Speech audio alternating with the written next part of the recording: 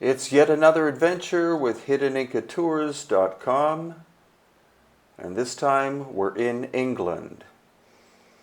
In a previous video, we did quite an extensive tour of Stonehenge with local expert Maria Wheatley, and she gave us lots of insights into the actual history of this large monument. Conventional academics state that construction began around 2500 BC, but Maria said that there are some radiocarbon samples that were tested dating it at 12,000 years old. We also visited Woodhenge. Unfortunately, all the wood, of course, is rotted away. These are concrete small pillars that have been put up to show where the original markers were.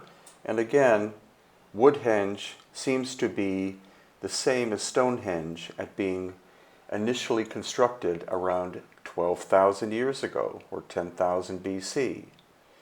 So today we're visiting the massive complex of Avebury, where there are many huge standing stones, one of which weighs up to 100 tons.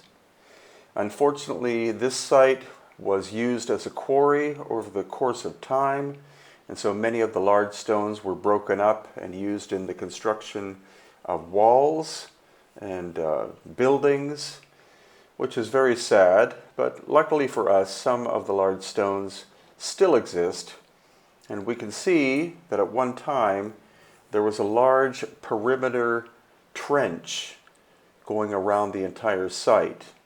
Again, this monument of Avebury is one of the largest megalithic sites on Earth in terms of sheer volume.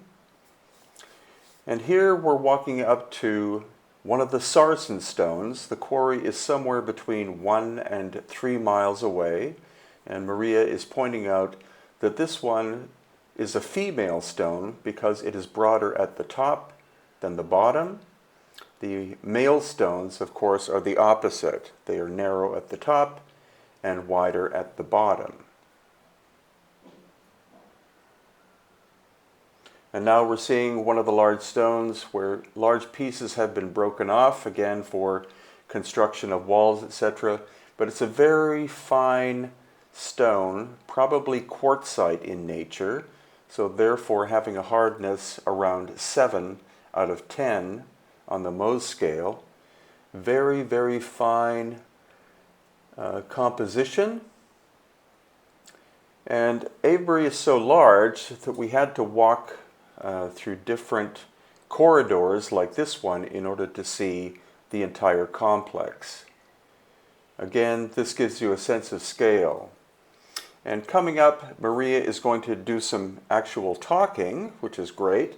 Unfortunately, the quality of the sound is not superior because the wind was blowing somewhere between 30 and 50 miles an hour on the day that we were there.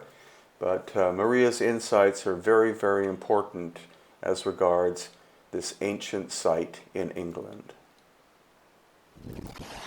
Where these grow, the soil is absolutely unbelievable. Ah.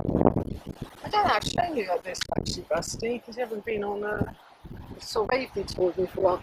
If we kind of go over here and you look at the stone at this angle, you can see like a face profile. Mm-hmm. Well, if you look really carefully at this face profile, I think it was all highly polished sarsen, because come and have a look at this. That's very smooth, polished off sarsen. Oh, yeah. Feel it. So I think the whole of the face was polished off. That's how smooth Stonehenge would have been. Oh, really? That's polished sarsen. As part of the giant complex, we're also going to be visiting Silbury Hill later on in the video. And it's also very complex as regards history.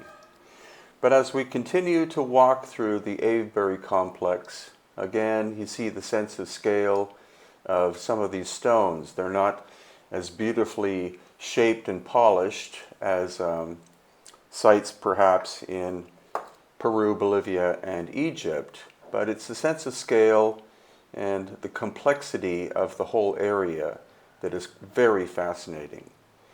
Here we're approaching Silbury Hill, and you can see that it's clearly a man-made structure with a complex history.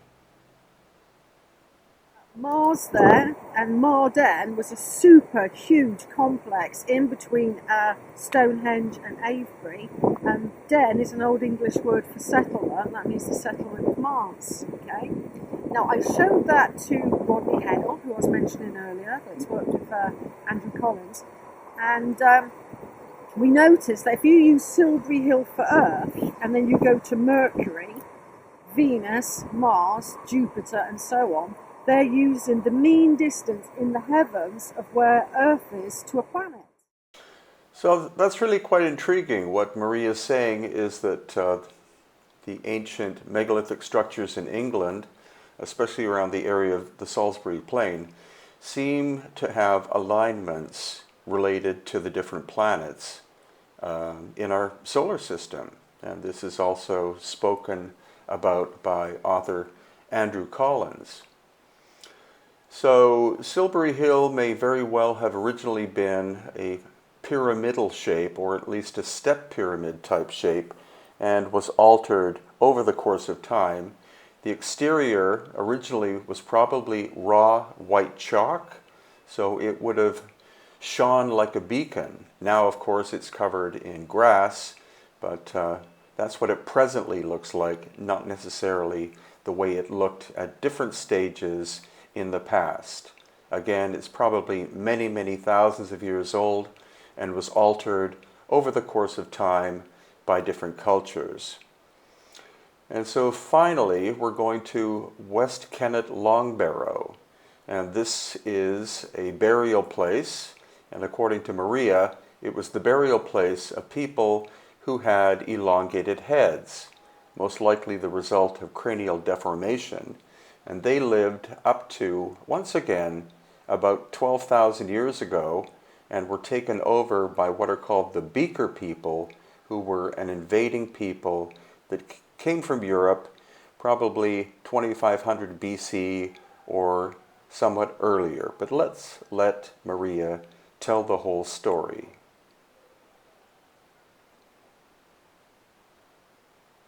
Neolithic, the long skull period. This was open and aligned to face the full moon in the east and the spring and autumn equinox sunrise. Okay. Now they used the chambers for probably initiation, rituals, ceremony, not for death. Okay. And then when it came to their final demise, and the long skull people were attacked, many murdered around Stonehenge, there was a decommissioning phase of the Neolithic. What do I mean by that, the decommissioning phase? What they did, the round skull people, the Beaker Culture, they got dirt, and they got everything associated with that civilization, put their skulls and their long bones inside, infilled this with dirt, massive blocking stone here. Put the skulls in, massive blocking stone, and did that throughout this. And then, in the style of Indiana Jones, they got this blocking stone and sealed the tombs for all time. Wow. I know, it's archaeologists don't talk about that phase. In fact, I'm the only Earth Mysteries person that ever pointed that out. This is the long lost, forgotten history of the early Neolithic civilization. So when would this have taken place, where the round skull people took over? And well, Brian, it's that date everybody bangs on about, 2500 BC. I actually think it was a lot earlier than that. Yeah, but that's the archaeological date given through some shards that they found in that. And it wasn't until the 1950s that they realised there was these chambers here, because it was so infilled with dirt, so jam-packed, that the archaeological team had to hire huge diggers to get all of it out. But that didn't just happen in this area, that happened throughout the British Isles. So it was a phase where let's forget about the past, let's forget about these people even existed, and we'll start building our own culture. So they added to the monuments that the long skull people had already erected, is my theory. Mm-hmm.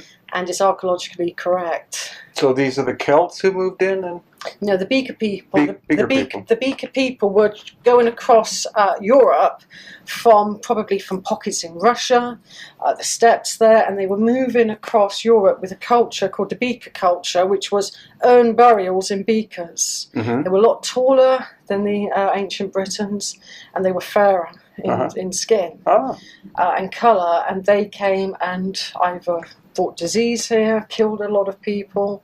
There was a crisis point in the Neolithic, and no other Neolithic monument was ever built after 2500 BC. Oh, wow. So it's, which I point out in my little book. I mean, I'm writing a bigger book on Stonehenge and the Long Skull people, but I point that out. I'll give you a couple of copies of that, which I've got, that describe all of this and the decommissioning of their monuments. I mean, Stonehenge was twice as violent. Mm-hmm. They really put more rubble in, so packed, and started to destroy the frontispieces. They didn't just get the block and stone and neatly put it in. And some of the skulls were really in a bad state in Stonehenge because they'd been crushed with the weight of the decommissioning phase. Mm-hmm. So these are the actual chambers, and you get this throughout Ireland and the British Isles. The top stone here always has this kind of rubble effect. You find that in Ireland, you even find it in some parts of Sardinia, actually, and Malta. So that's a very Neolithic feature. And same in this one here. I mean, obviously that's more concrete from Atkinson's time. And you have that there. So these were the chambers, but the far chamber, which now you've got two smaller chambers there. That's a block and stone there, you see. Mm-hmm. And this is the far chamber, but originally it was what's called corbelled roofing, and that's where you get a dome effect. Like at Newgrange, Maze Howe in Orkney. So we've all been corbelled, dry stone, corbel effect coming up, and that in itself generates a particular type of earth energy. So what Maria is showing us is the fine polish that places like Stonehenge once had, and you can learn a lot more about these sites from her.